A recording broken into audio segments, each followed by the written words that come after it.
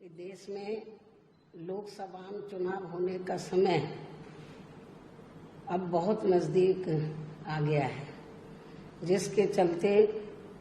सत्ताधारी गठबंधन व विपक्षी गठबंधन की अर्थात एनडीए व परिवर्तित किए गए यूपीए की बैठकों का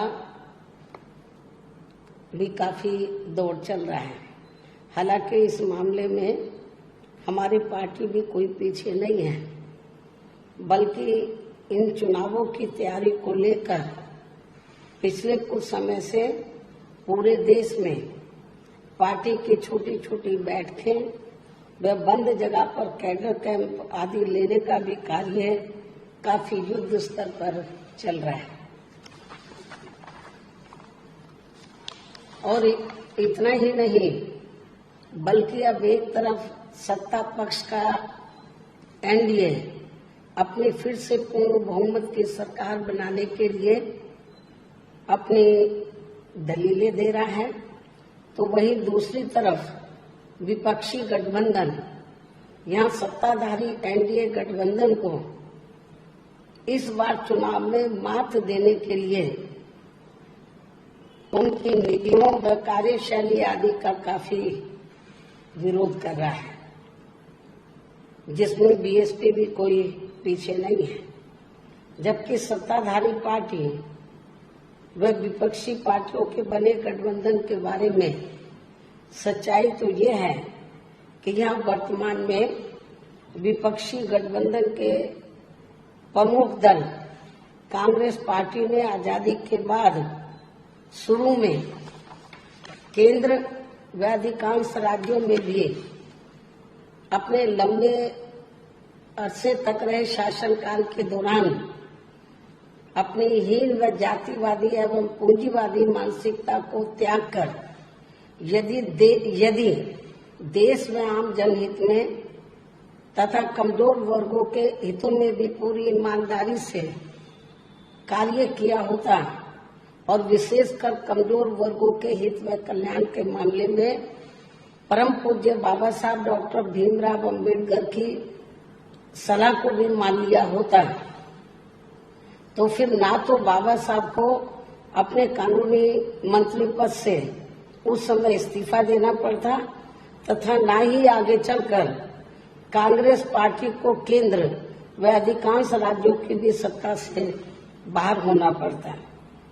तथा ना ही फिर कमजोर वर्गों के लोगों को मजबूरी में बीएसपी के नाम पर अपनी अलग से राजनीतिक पार्टी बनाने की जरूरत पड़ती। और अब ये कांग्रेस पार्टी अपनी जैसी जातिवादी व पूंजीवादी सोच रखने वाली पार्टियों के साथ गठबंधन करके फिर से केंद्र की सत्ता में आने के सपने देख रही है, तो वही सत्ताधारी बीजेपी पार्टी भी उन्हें केंद्र की सत्ता में आने के लिए अपने एनडीए गठबंधन को हर मामले में मजबूत बनाने में लगी है। साथ ही फिर से सत्ता में आने का दावा भी ठोक रही है। ये कह रही है कि इस बार बीजेपी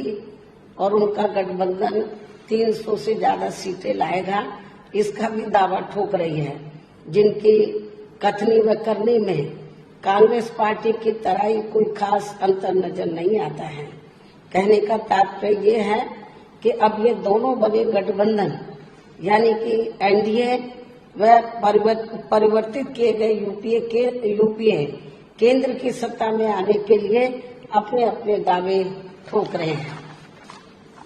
जबकि जनता को किए गए इनके वायदे व आश्वासन आदि सत्ता में बने रहने के दौरान अधिकांश खोखले ही साबित हुए हैं। वैसे भी कांग्रेस व बीजेपी एंड कंपनी के बने गठबंधन की अब तक रही सरकार की कार्यशैली यही बताती है कि इनकी नीति, नियत व सोच सर्व समाज में से विशेषकर गरीबों, दलितों, आदिवासियों, पिछड़े वर्गों, मुस्लिम एवं अन्य धार्मिक अल्पसंख्यकों के प्रति लगभग एक जैसी ही रही है, क्योंकि इन्होंने सत्ता में रहकर शुरू से इन वर्गों के मामले में अधिकांश कागजी खाना पूर्ति ही की है तथा जमीनी हकीकत में इनके लिए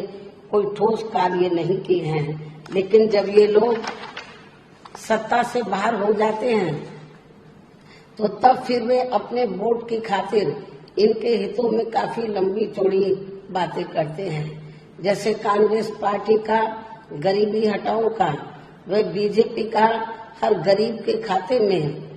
20 लाख रुपए पहुंचाने को लेकर कही गई ये बातें सत्ता में आने के बाद केवल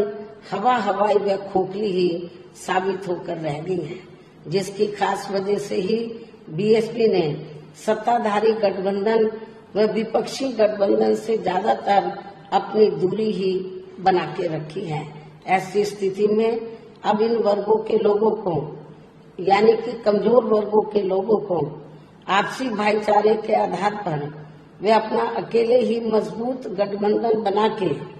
या हर मामले में अपनी एकमात्र हितैषी रही पार्टी बीएसपी को ही मजबूती देनी है